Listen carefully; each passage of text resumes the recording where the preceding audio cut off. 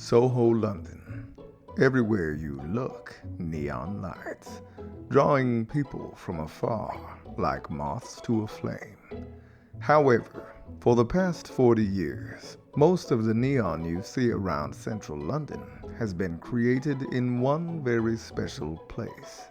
Oh, blimey, gal. We can hear the dog snoring down the mic. This is God's Own Junkyard.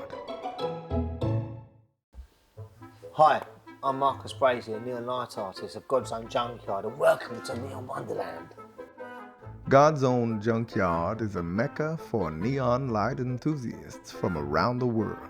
It's great when they come through that door and you get the smile and the buzz and you sit here reading the paper on a Saturday morning and you just look at them pow and their breath's taken away. It's intoxicating.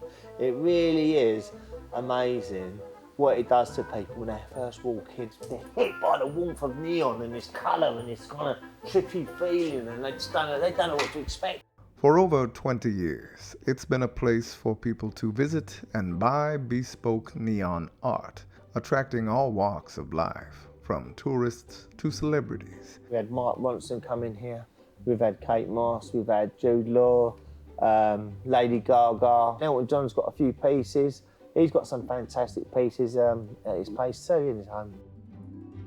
Not only that, but they also create neon artwork for Hollywood films. But having worked on Stanley Kubrick's film Eyes Wide Shut, we got a call one night, can you come up to the studio?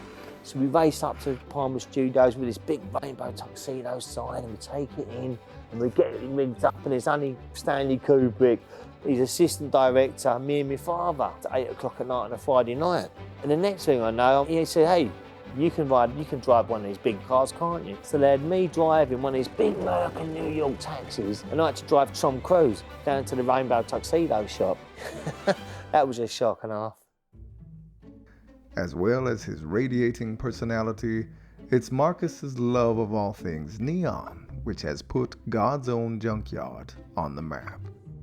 Neon's become this contemporary medium, and we've turned it into this visionary art form, which is fantastic because it's all handmade. What's fantastic about it is it just starts on that notepad over there, then you draft it up to a full-size drawing. That drawing then ends up in one of my glass shops, and that's when the glass benders come into it, and they bend it up over 1,000-degree burners, and they bend it into shapes, and then we vacuum out the impurities, and then we let in the argon glue gas or the neon red gas into the tube on the bombarder, and we gradually release our valves and let that in.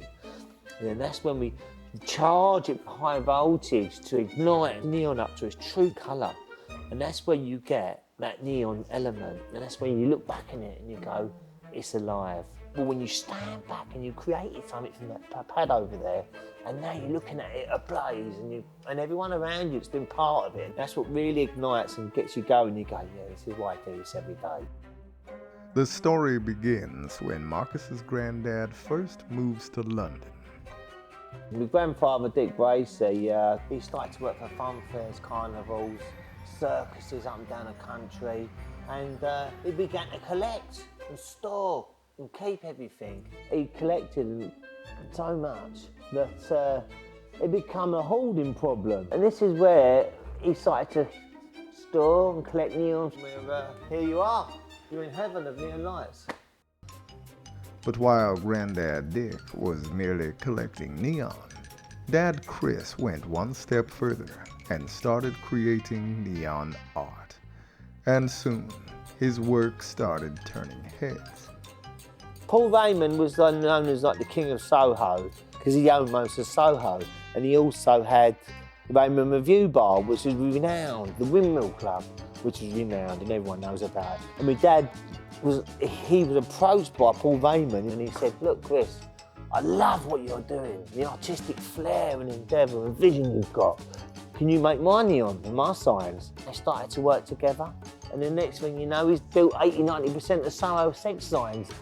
This was known as erotic back in the 80s. Just a silhouette of a woman was like known as being like over the top. Little did anyone know at the time, but one of the people putting up sex signs in London's red light district was an 8-year-old boy called Marcus. I remember my dad waking me up on a Saturday morning to go work in Soho. It was 5 o'clock in the morning. We'd get up in the morning. Well, come on, Marcus, get up, let's go. So it was in Soho, and I'd be there in the early hours of the morning, working with my dad, Chris, and be up, foot in the ladder, on top of the roof, back of the van, taking down these old grubby sex signs, revamping them for new ones without planning permission. And we'd get in and out before the council would turn up at 8 in the morning. So it was quite funny. It was like public enemy number one. It was during this time that Marcus developed his craft and learned the art of neon. I began to work with glass with my dad Chris and my grandfather Dick back in the 80s. I was about 8 or 9. I used to go in there after school, coming from after school, see my dad bending glass and my grandfather, and that's where it all began. And that's where I gradually learned the art of noble gases, between neon and argon gas. I used to pop in and start working with it and navigating my way around the glass shop, working over the Bunsen burners at 1,000 degrees, and I would sometimes catch sort of hot malted glass and burn the skin. But I gradually learned through my mistakes of how delicate and how careful you got to be, and getting electrocuted too. You soon learn your mistakes rather quick. Now, many years later, Marcus can create luminous masterpieces with his eyes closed, and it's time to once again pass it down to the next generation.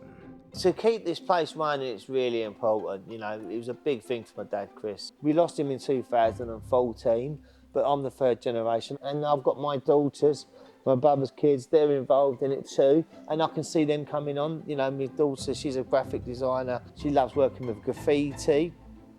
She's working with neon at the moment. This is where we're pushing towards 100 years, I can see it being that.